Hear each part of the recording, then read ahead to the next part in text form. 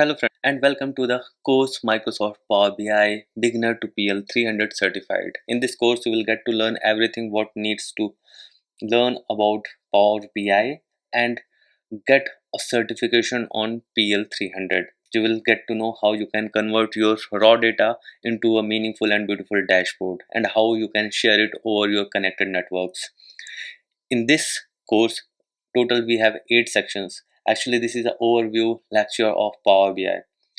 We are going to cover complete Power BI with the help of these 8 sections.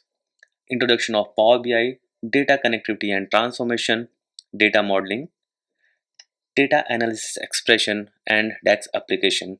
Fifth one will be the report creation and visualization. Sixth one will be the dashboard creation and sharing over a connected network. Sixth one will be the full project with multiple and complex data sets. And the last one will be the PL 300 examination preparation, certification and interview question and answers. How to start this journey? I have collected total 4 main points which help us to start our journey and get PL 300 certification.